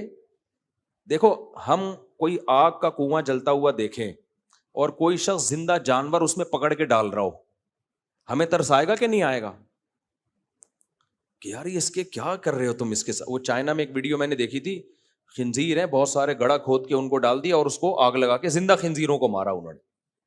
کیسا دل خراب ہوتا ہے نا انسان کا, یار تم زندہ جلا رہے ہو ایک مخلوق کو. تو قرآن کہتا ہے جب انسانوں کی ایک بڑی تعداد کو جہنم کے گڑھے کے قریب لایا جائے گا نا تو فرشتوں کو حیرانی ہوگی. فرشتوں کو پتا ہے کہ اللہ ظالم بولو نہیں ہو سکتا, یعنی ایسا نہیں ہو سکتا کہ اللہ اتنی بڑی تعداد انسانوں کی جو بے گناہ تھے ان کو اٹھا کے کہاں ڈال دے, زندہ انسانوں کو آگ میں. تو فرشتے حیرانگی سے پوچھیں گے کہ الم یاتکم وقال لهم خزنتها الم یاتکم رسل منکم یتلون علیکم آیات ربکم, ارے کیا اللہ کے میسنجرز تمہارے پاس نہیں آئے تھے جنہوں نے اللہ کی آیتیں تم کو پڑھ پڑھ کے سنائیں, وَيُنذِرُونَكُمْ لِقَاءَ يَوْمِكُمْ هَذَا, اور تمہیں اس آگ سے ڈرایا ہو انہوں نے. یعنی وہ فرشتے سمجھ رہے تھے کہ یا تو یعنی معاذ اللہ ظالم ہے, ان کے ذہن میں یہ وسوسہ آ سکتا ہے نا کہ اللہ نے کوئی پیغمبر نہیں بھیجا ان کے پاس, ورنہ خود تو کوئی اتنا بے وقوف ہوتا نہیں ہے کہ جس نے اس جہنم کے بارے میں سنا بھی ہو پھر بھی اس سے بچنے کی کوشش نہ کرے. اس کی مثال ایسے ہے, آپ کو کسی نے بتایا بھائی ادھر انڈا موڑ پہ آگ لگی ہوئی ہے, ڈاکوؤں کی فائرنگ ہو رہی ہے, پولیس مقابلہ ہو رہا ہے, دھماکے ہو رہے ہیں, آپ لوگ وہاں نہ جائیں, بہت خطرناک حالات ہیں, فائرنگ ہو رہی ہے, 10 بندے اس فائرنگ سے مر چکے ہیں, پھر بھی آپ ٹہلتے ہوئے جا رہے ہیں. تو وہاں کوئی پولیس والا کھڑا کیا کہے گا, ابے اناؤنسمنٹ ہوئی تھی تیری مسجد سے, کیا تو نے وہ سنی نہیں ہے؟ وہ یہی کہے گا نا, سب طرف سے اعلان ہوا ہے, ٹی وی میں خبر بھی چلی ہے اور تمہاری مسجد سے اعلان بھی ہوا ہے اور لکھ کے بھی لگایا گیا ہے بھائی یہاں فائرنگ ہو رہی ہے نہیں آؤ, تو تم کیسے بیوقوف ہے یار, تم پھر بھی آ رہے ہو یہاں پہ. تو یہی حال کس کا ہوگا؟ فرشتوں کا. قرآن کہتا ہے کہ فرشتے حیران ہوں گے, یار اتنی خطرناک آگ, اتنی خطرناک آگ, اس میں ان کو لایا, ہانکا جائے گا, ہانکے کا مطلب ان کا دل نہیں چاہے گا جانے کا, دھکے دے دے کے لایا جائے گا. تو وہ پوچھیں گے الم یاتکم رسل منکم, ارے کیا تمہارے پاس اللہ کے پیغمبر نہیں آئے تھے, ان کا پیغام نہیں پہنچا تھا جنہوں نے تمہیں اس آگ سے ڈرایا ہو؟ وہ جواب میں کیا کہیں گے, قالوا بلا, ان کو یاد آ جائے گا, ہاں ہاں بھائی ہمارے پاس تو آسمانی جتنی بھی کتابیں ہیں سب کا ایک پیغام تھا مشترک, اتنے اختلافات کے باوجود بھی, کہ اللہ نے نافرمانوں کے لیے جہنم کی آگ تیار کی ہے. دیکھو عیسائی یہودی اور مسلمانوں میں کتنا اختلاف ہے نا, لیکن تورات بھی جہنم کی آگ کا تذکرہ کرتی ہے, انجیل بھی جہنم کی آگ کا تذکرہ کرتی ہے, اور قرآن بھی جہنم کی آگ کا تذکرہ کرتا ہے کہ آخرت میں سزا کیا ملے گی, آگ. تو کہیں گے کیا تمہارے پاس اللہ کے پیغامات نہیں آئے تھے؟ وہ کہیں گے بلا, کیوں نہیں بھائی, ولیکن حقت کلمۃ العذاب علی الکافرین. بالکل وہ اسٹائل ہوگا جیسے میں نے ابھی مثال دی آپ کو کہ فائرنگ ہو رہی ہے, دھماکے ہو رہے ہیں اور لوگ بھی منع کر رہے ہیں بھائی مت جاؤ, اعلان ہو گیا, آپ کو پھر بھی شوق ہے وہاں جا کے دیکھنے کا کہ ہو کیا رہا ہے. اب آپ وہاں گئے, آپ کے گولی لگی, پولیس والے اٹھا رہے ہیں, بھائی تجھے منع نہیں کیا تھا, تو آپ جواب میں کیا کہو گے, یار منع کیا تھا لیکن کمبختی آئی ہوئی تھی, میری قسمت کیا تھی, خراب, میرے مقدر میں گولی لکھی ہوئی تھی, پتہ نہیں میرا دماغ کام نہیں کر. جب سزا ملے گی تو یہی ہوگا نا, آپ کہو گے یار مجھے کتنے لوگوں نے روکا مگر مجھے پتہ نہیں کیا تکلیف تھی. بالکل یہی اسٹائل ہوگا ان کا. کہیں گے وَلَٰكِنْ حَقَّتْ كَلِمَةُ الْعَذَابِ عَلَى الْكَافِرِينَ, وہ کہیں گے بھائی بات یہ ہے کہ ہمیں بہت لوگوں نے ڈرایا تھا, بہت سمجھایا تھا, لیکن اللہ کا عذاب ہم پر ثابت ہو گیا. یعنی ایسے موقع پہ انسان کہتے ہیں میری قسمت ہی پھوٹی ہوئی تھی, میرے تو مقدر میں جہنم لکھی ہوئی تھی, یعنی میری عقل نے کام کرنا چھوڑ دیا تھا. تو جب فرشتے ان کے منہ سے یہ سنیں گے نا کہ یہ جرم کا اعتراف کر رہے ہیں, تو فرشتے کہیں گے قیل ادخلوا ابواب جہنم خالدین فیہا, جاؤ پھر تمہارا مقدر یہی آگ ہے. تم خود اعتراف بھی کر رہے ہو کہ تمہارے پاس پیغمبروں کی دعوت آئی جنہوں نے تمہیں آگ سے ڈرایا, اس کے باوجود کہہ رہے ہو کہ ہماری قسمت خراب تھی. اس کا مطلب تم خود مان رہے ہو کہ اللہ کا پیغام ہم تک پہنچا تھا, اب تمہارے ساتھ صحیح ہو رہا ہے. فرشتے بھی ترس نہیں کھائیں گے, کہیں گے دفع ہو جاؤ اس آگ کے اندر. دوسرے مقام پہ قرآن میں آتا ہے کہ جب وہ آگ میں جلیں گے نا تو اللہ سے کہیں گے اے اللہ اخرجنا منہا, سورہ مومنون میں, اے اللہ ایک دفعہ اس آگ سے تو ہمیں نکال دے. فإن عدنا فإنا ظالمون, اگر ہم نے دوبارہ یہ حرکتیں کی تو واقعی ہم ظالم ہوں گے.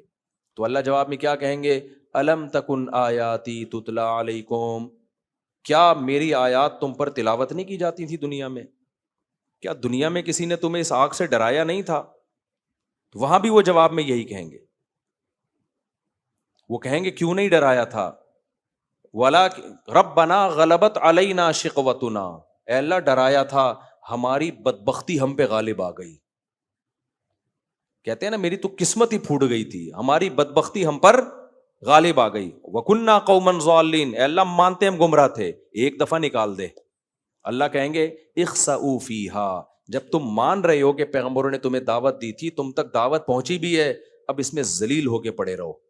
پھر اللہ کیا کہیں گے کہ اخسؤوا فیہا ولا تکلمون انہ کان فریق من عبادی.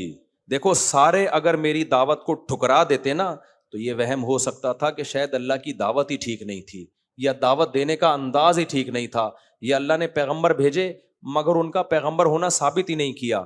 اگر سارے ٹھکرا دیتے, اللہ جنتیوں کی طرف اشارہ کریں گے انہ کان فریق من عبادی, دیکھو یہ ایک فریق یہ بھی تو ہے, اس کے پاس جب میری دعوت آئی کہ جہنم برحق ہے جنت برحق ہے, انہوں نے راتوں کو اٹھ کے دعائیں مانگنا شروع کر دیں, ربنا آمنا, اے اللہ ہم نے تیرے پیغمبروں کی دعوتوں پر لبیک کہا, فاغفر لنا, اے اللہ تو ہمارے گناہوں کو معاف کر دے, جو کچھ ہم سے ہوا ہم توبہ کرتے ہیں, آئندہ بچنے کی کوشش کریں گے, ورحمنا, اے اللہ ہم پر رحم کر.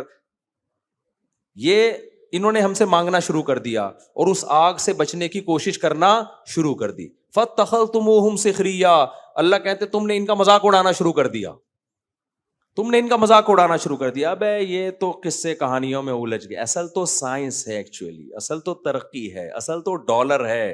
تم ان کا مذاق اڑاتے تھے کہ یہ آخرت کی فکر میں اللہ سے اٹھ کے دعائیں مانگ رہے ہیں رات کو کہ جہنم سے بچا. فاتخذتموہم سخریا, تم ان کا مذاق اڑاتے تھے. آج دینداروں کا مذاق اڑایا جاتا ہے کہ نہیں, پردے دار عورت کا مذاق اڑایا جاتا ہے, بے پردہ کا نہیں اڑایا جاتا. وَكُنْتُم مِّنْهُمْ تَضْحَكُونَ, ہنستے بھی تھے. اللہ کہیں گے انی جزیتہم اليوم بما صبروا, انہوں نے تمہارے مذاق اڑانے کی پرواہ نہیں کی, صبر کیا. دیکھو آج میں نے کیسا بدلہ دیا ان کو, یہ جہنم کی آگ ہے اور یہ جنت کے باغات ہیں. کیا انداز ہے قرآن کا. بس میں 2-4 منٹ میں یہ آیتیں ختم کرتا ہوں. انی جزیتہم اليوم بما صبروا انہم هم الفائزون, دیکھو آج کامیاب کون ہے, یہ ہیں کامیاب. پھر اللہ ان سے کہیں گے ام حسبتم انما خلقناکم عبثا, کیا تم نے یہ سمجھ لیا تھا کہ ہم نے تمہیں بیکار پیدا کیا, عیاشی کے لیے پیدا کیا ہے. یعنی تمہارے دماغ کو کیا ہو گیا تھا, پیغمبروں کی دعوت نہیں بھی پہنچتی تو کامن سینس تو ہوتی ہے نا. دیکھو اگر آپ جنت جہنم کو نہیں مانتے, اچھے برے عمل کو نہیں مانتے, تو پھر دنیا میں ہمارے آنے کا مقصد لائف کو انجوائے کرنے کے علاوہ کوئی بچتا نہیں ہے. پھر تو مقصد یہ ہے کہ بس شراب پیو اور زنا کرو اور لائف کرو. تو بھائی پوری کائنات کو اللہ نے تمہارے لیے بنایا اور تمہیں لائف کو انجوائے کرنے کے لیے بنایا. یہ کھوپڑی میں آنے والی باتیں نہیں ہے. تو یہ انگریزوں پہ سوٹ کرتی ہیں, ہندوؤں پہ سوٹ کرتے ہیں نائٹ کلب اور شراب اور کباب, کیونکہ وہ کہتے ہیں مرنے کے بعد ہم ختم ہیں. جو موت کے بعد کی زندگی کو مانتا ہے اس پہ یہ عیاشی سوٹ نہیں کرتی. تو اللہ کہیں گے ام حسبتم, ارے تم جہنم میں جل رہے ہو, تم بے وقوف ہو, تم نے یہ گمان کر رکھا تھا انما خلقناکم عبثا, ہم نے تمہیں ڈراموں فلموں دیکھنے کے لیے پیدا کیا ہے, لڑکیوں سے دوستیوں کے لیے پیدا کیا ہے, اور یہ ساری کائنات تمہاری خدمت میں اس لیے لگائی ہے کہ تم ہماری نہ مانو, تم اپنی چلاؤ. کیسے بے وقوف تھے تم, تو اب تمہاری سزا یہی ہے, یہی جہنم کی آگ. تو بھائی راتوں کو اٹھ کے جہنم سے پناہ مانگنے کا معمول بنائے, اور جہنم کی آگ سے بچنے کے لیے جو اعمال ہیں, گناہوں سے بچنا, ان اعمال کو بھی اختیار کرنے کی کوشش کریں. تو بس اب آگے بھی ہے آیتیں, لیکن اب یہ کہ ہمارا وقت کافی زیادہ ہو گیا ہے. آگے اللہ نے جنتیوں کا بتایا کہ یہ جہنمی ہیں, اس کے برعکس جنتی بھی ہوں گے, جن کو کہاں لے جایا جا رہا ہوگا, جنت کی طرف. حتی اذا جاؤہا, اللہ کہتے ہیں جب وہ جنت کے قریب آئیں گے, وفتحت ابوابہا, استقبال میں پہلے سے دروازے کھلے ہوں گے. تو وفتحت وقال لہم خزنتہا, جنت پہ بھی نا فرشتے کھڑے ہوں گے. جب وہ آتے ہوئے دیکھیں گے نا کہ یہ وہ خوش قسمت لوگ ہیں جو کہاں جا رہے ہیں, جنت کی طرف. اچھا ایک بات یاد رکھو, جو قرآن کہتا ہے نا الم یاتکم رسل, کیا تمہارے پاس پیغمبر نہیں آئے تھے, اسی آیت سے علماء نے استدلال کیا ہے. اگر کسی غیر مسلم تک اسلام کی دعوت نہیں پہنچی تو پھر اس سے حساب و کتاب نہیں ہوگا. سمجھ رہے ہو, ہمیں نہیں آ رہی کیا سمجھ میں بھائی؟ بعض لوگ جنگل میں پیدا ہوئے مر گئے, ان کو کیا پتا محمد صلی اللہ علیہ وسلم کون, عیسیٰ علیہ السلام کون, تو ان سے پھر یہ سوال نہیں ہوگا. وہ تو کہے گا نا, اللہ کہے گا کیا تمہارے پاس پیغمبر نہیں آئے, تو وہ کہے گا مجھے کیا پتا, میں تو افریقہ کے جنگل میں پیدا ہوں. ہاں توحید کا سوال ہر ایک سے ہوگا, توحید کا سوال, کیونکہ یہ اس کی دلیل عقلی ہے, عقل کہتی ہے کہ اللہ کے سوا کوئی معبود نہیں ہے, باقی شریعت کے حکام کا سوال نہیں ہوگا. تو حجت جب تام ہوتی ہے جب پیغمبروں کی دعوت پہنچتی ہے. تو ہم سب پر تو حجت تمام ہو چکی ہے, تو ہم دوسروں کی فکر چھوڑ دیں, ہم کس کی فکر کریں؟ لوگ پوچھ رہے ہوتے ہیں یہ نیوٹن جنت میں جائے گا کہ جہنم میں جائے گا. میں کہتا ہوں میں نیوٹن کے بارے میں نہیں فیصلہ کر سکتا, میں تو یہ جانتا ہوں کہ میں نے اگر توحید کے راستے کو چھوڑ دیا تو میں کہاں جاؤں گا بھائی, جہنم. میں اگر گناہ کیا اور توبہ نہیں کی تو میرا خطرہ ہے, اللہ بچائے ہم سب کو, پھر جہنم میں جانے کا بڑا سخت خطرہ ہے. تو آگے اللہ تعالیٰ کہتے ہیں جنتی لوگ جب جنت کے قریب جائیں گے, دروازے کھول دیے جائیں گے, جو داروغہ ہیں وہ کہیں گے کہ سلام علیکم. وہ یہ نہیں کہیں گے کیا تمہیں کوئی کسی نے بتایا تھا جنت کے بارے میں جو تم یہاں آئے ہو, کیونکہ فرشتوں کو پتا ہے بھائی بتایا تھا تبھی تو آ رہے ہیں جنت کی طرف, انہوں نے وہ اعمال کر لیے, لہذا فرشتے ویلکم کریں گے. سلام علیکم, تم پر سلامتی ہو, طبتم, یہ بڑا مزے کا جملہ ہے, اس کا اردو میں ترجمہ ہو نہیں سکتا. طبتم کا مطلب ہے بہت اچھے رہے تم, ٹھیک ہے نا. کیا مطلب ہے؟ ویل ڈن, ہٹو بچو ہوگا پورا پورا ترجمہ اس. یعنی فرشتے جب دیکھیں گے نا یہ جنت کی طرف آ رہے ہیں, اور جنت میں حوریں ہیں, جنت میں نہریں ہیں, جنت میں باغات ہیں, اور قطوفہا دانیہ, درختوں کے لٹکے ہوئے پھل ہیں, اتنی نعمتیں ہیں, تو فرشتے بھی للچائی ہوئی نظروں سے کہیں گے طبتم, ویل ڈن, بہت اچھے, ہٹو بچو ہو گیا یہ تو, ٹھیک ہے نا.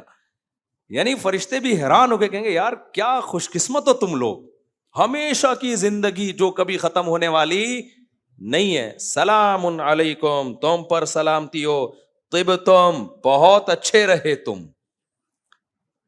نہیں آئے گی سمجھ میں تمہارے. دیکھو ایک آدمی کی 4 ہو گئی ایک ہی دن, آپ کی ایک بھی نہیں ہو رہی, آپ اسے کیا کہو گے؟ بہت ہی اچھے ہے یار تم, وہ تو بہت ہی آگے نکل گئے یار تم. لوگ کہہ رہے ہوتے ہیں نا ویل ڈن ہے یار. تو طبتم کا نہیں میں ترجمہ کر پا رہا حقیقت بتاؤں, بس یہ جب بہت ہی کوئی طبتم کا مطلب ہٹو بچو, یہ مطلب ترجمہ کریں آپ. فرشتے کیا کہیں گے؟ کراچی والا آئے گا تو بولیں گے ہٹو بچو ہو گیا بھائی یہ تو, کیونکہ انڈیا وہ پنجاب والے سمجھتے نہیں ہٹو بچوں کا مطلب کیا ہے. میں نے کہیں بیان میں کہا نا ہٹو بچوں, تو ایک میں جب حج کرنے گیا تو وہاں ایک انڈین مجھ سے پوچھ رہا تھا کہ وہ بچے ہوتے ہیں جن کو آپ ہٹا رہے ہوتے ہو, ہٹو بچوں کیا ہوتا ہے؟ میں نے کہا بھائی اب تو انڈیا میں بھی ہے, آیا شاید یہ انڈیا سے ہی ہے, لیکن ہر جگہ نہیں لوگ سمجھتے. تو ہٹو بچوں کا مطلب ہٹو بچوں, یہ ہاں بچوں کا کام, یہ بہت بڑا کام ہو رہے والا یہاں پہ.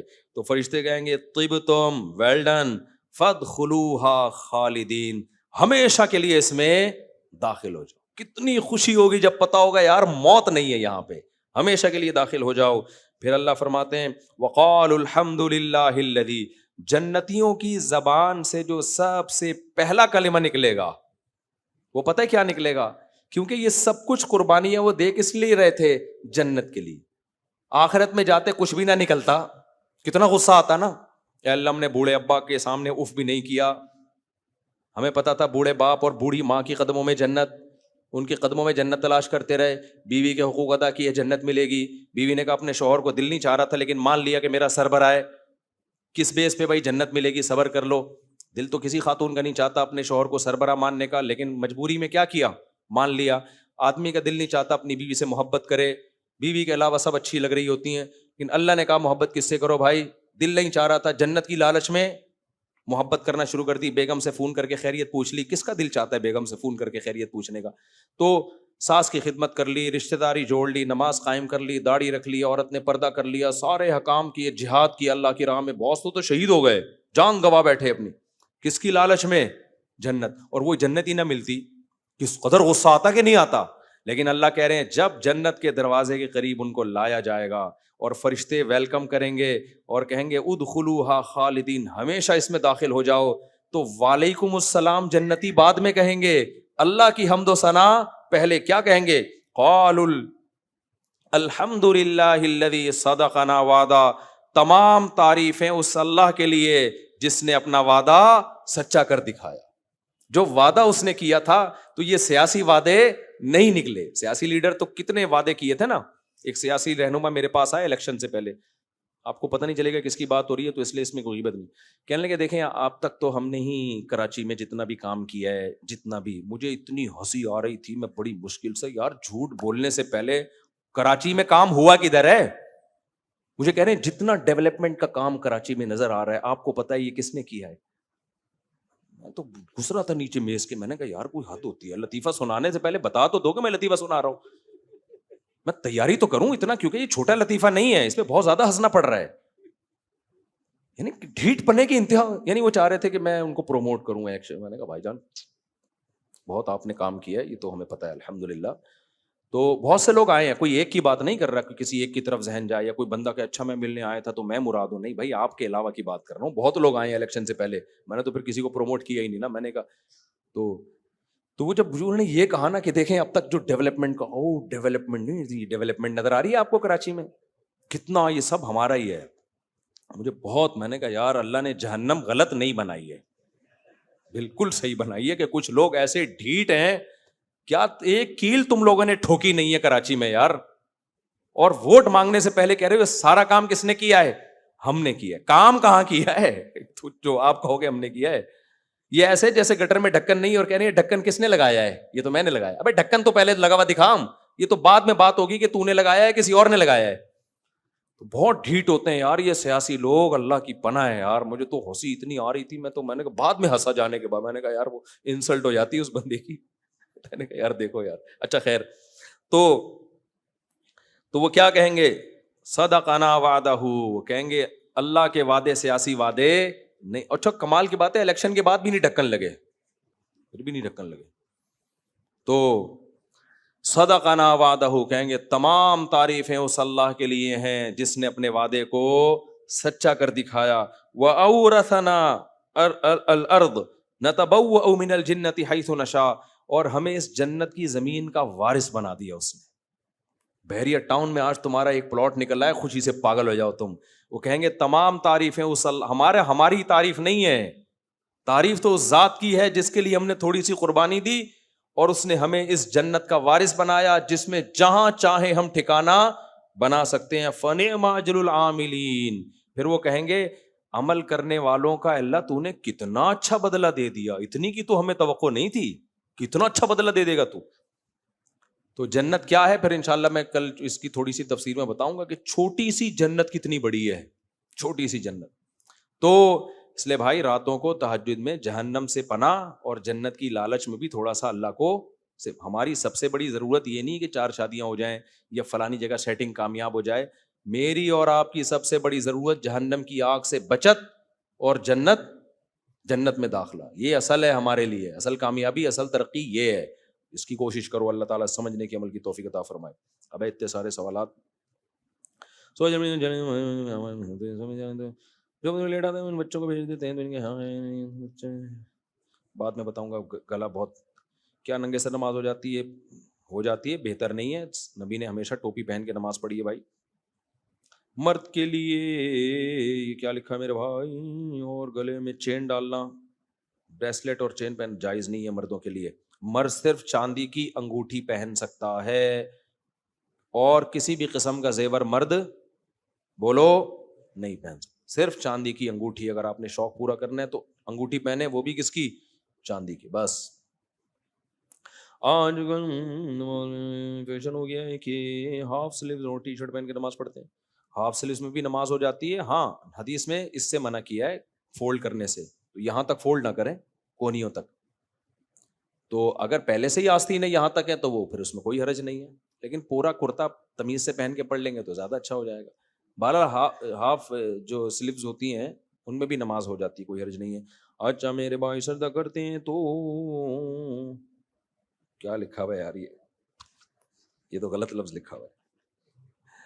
بعض لوگ سجدہ کرتے ہیں نا تو وہ کمر کھل جاتی ہے تو نماز نہیں ہوتی ان کی, کیونکہ سطر میں داخل ہے کمر بھی. ناف سے نیچے کا ایریا کمر یا پیٹ کا سطر میں داخل, سمجھتے ہو, یہ لفظ ٹھیک نہیں لکھا ہوا, اس کو ٹھیک کر لیں. اچھا بھائی سبحانک اللہم و بحمدک نشہد ان لا الہ الا انت نستغفرک.